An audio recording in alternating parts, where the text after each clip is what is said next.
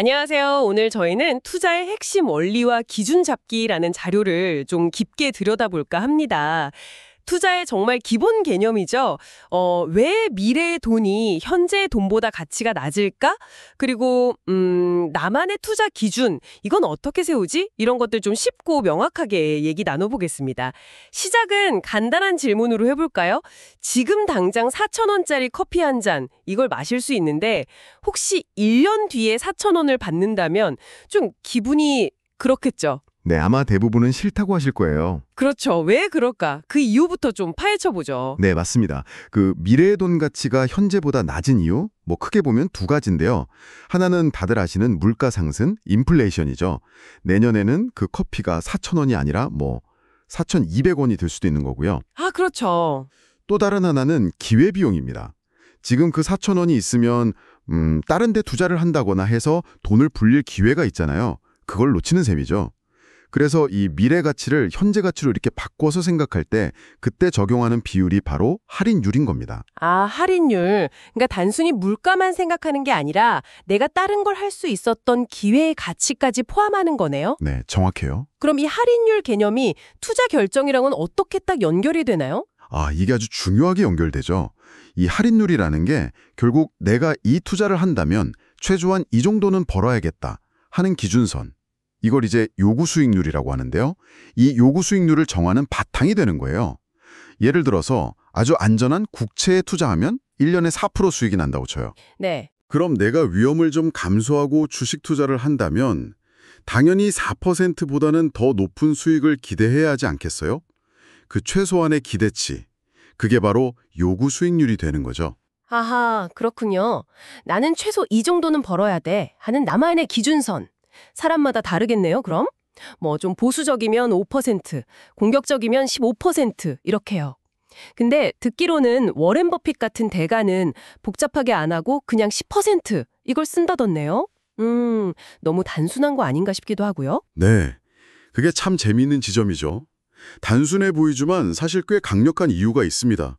일단 기억하기 쉽잖아요. 네, 그렇죠. 그리고 실제로 적용하기도 편하고요.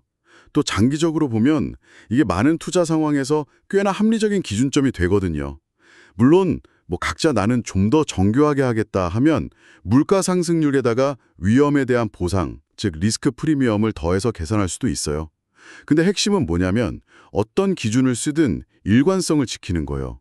그래야 A 투자랑 B 투자를 공정하게 비교할 수 있겠죠. 아, 일관성. 그게 중요하군요. 좋습니다. 그럼 이제 기준을 정했어요. 그럼 어떤 투자를 딱 봤을 때 이걸로 얼마나 벌 수 있을까 하는 기대 수익률을 생각하게 되잖아요. 이건 또 어떻게 구성되는 건가요? 네, 그 기대 수익률은요, 크게 두 덩어리로 나눠볼 수 있습니다. 하나는 방금 얘기 나눈 요구 수익률. 이건 기본으로 깔고 가는 기대치고요. 다른 하나가 이제 갭 수익률이라는 건데 이건 뭐랄까, 시장에 아직 발견하지 못한 숨겨진 가치에서 오는 보너스 같은 거라고 할까요? 갭 수익률이요? 그건 좀 더 설명해 주시면 좋겠네요. 네, 그러니까 제가 열심히 분석을 해봤더니 어떤 기업의 진짜 가치는 주당 한 10만 원쯤 되는 것 같아요. 네. 근데 지금 시정에서는 이게 8만 원에 거래되고 있다. 그럼 여기에는 2만 원, 그러니까 약 25% 정도의 캡 차이가 있는 거죠. 아하. 그럼 저는 이제 시장이 결국 20만 원의 가치를 알아볼 거야 라고 기대를 하면서 이 갭이 메워지는 과정에서 추가 수익을 얻을 수 있겠다. 이게 바로 갭 수익률인 거죠. 그래서 실제 기대 수익률은 기본 요구 수익률에다가 이 갭 수익률까지 더한 값이 되는 겁니다. 이건 결국 시장이 좀 비효율적이거나 가격을 잘못 매겼을 때 기회를 찾는 과정이에요. 아하, 이해됐습니다. 그럼 결국 그 갭을 만들어내는 기업의 진짜 실력, 펀더멘털을 보는 눈이 중요해지겠네요.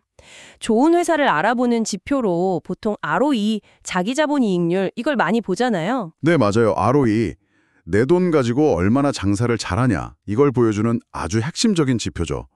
예를 들어 내 돈 1억으로 치킨집을 차렸는데 1년에 순이익을 1,500만 원 냈다. 그럼 ROE가 15%인 거죠. 아주 잘한 거죠. 네, 그쵸. 좋아 보이는데요. 근데 여기서 많은 분들이 좀 놓치는 부분이 있어요. 어떤 걸까요? ROE 높으면 그냥 좋은 거 아닌가요? 현재 ROE 숫자 그 자체보다 훨씬 더 중요한 게 있어요. 바로 이 높은 ROE가 과연 얼마나 오래 갈까 하는 지속성의 문제입니다. 아무리 지금 돈을 잘 벌어도 경쟁자들이 막 생겨나거나 뭐 재료값이 확 오른다거나 하면 ROE는 금방 떨어질 수 있거든요. 아, 그렇죠. 진짜 투자 가치는요, 그 기업의 ROE가 여러분이 설정한 요구 수익률보다 높은 기간 동안에만 생겨나는 겁니다.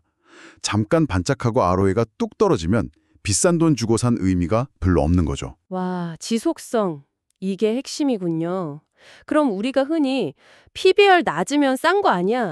이렇게 생각하는 것도 좀 위험할 수 있겠네요. PBR 0.8이면 장부 가치보다도 싸니까 뭔가 안전해 보이고 그런데. 바로 그겁니다. PBR이 낮다는 건 그냥 회계 장부상 자산 가치에 비해서 싸다는 뜻이지, 이게 반드시 투자하기에 매력적인 싼 주식이다, 이런 의미는 아니거든요. 저도 예전에 PBR 낮다는 이유만으로 덜컥 샀다가 한참 고생했던 기억이 있어요. 알고 보니 시장이 싸게 평가하는 데는 다 그럴 만한 이유가 있더라고요. 경험에서 우러나온 말씀이시네요. 그럼 진짜 싼 주식은 뭘 보고 판단해야 할까요? 진정한 의미에서 싸다는 건요, 장기적으로 기대되는 총 수익률이 나의 요구 수익률보다 훨씬 높은 주식을 말하는 겁니다. 예를 들어 볼게요. A라는 회사는 PBR이 3배예요. 겉보기엔 비싸죠? 근데 ROE가 20%인데 이걸 10년 이상 쭉 유지할 힘이 있어요. 그럼 장기 기대 수익률은 엄청 높을 수 있거든요. 네. 반면에 B라는 회사는 PBR이 0.7이에요. 싸 보이죠? 근데 ROE가 한 5%밖에 안 되고 그것도 한 2, 3년 가다가 말 것 같아요. 이러면 장기 기대 수익률은 낮겠죠.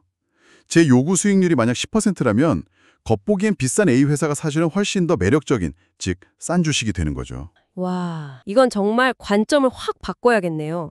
단순히 지금 보이는 가격표, PBR이 아니라 수익성과 그 지속성까지 다 고려한 장기적인 기대 수익률로 봐야 한다는 거군요. 네, 그렇습니다. 그래서 우리가 던져야 할 질문 자체가 달라져야 해요. 이 주식 싼가? 이게 아니고요. 시장은 이 회사의 높은 수익성이 과연 몇 년이나 갈 거라고 보고 있지. 그리고 내 생각은 시장과 같은가 다른가. 이 차이를 발견하는 데서 진짜 투자 기회가 나올 수 있다는 거죠. 들어보니까 정리가 되네요.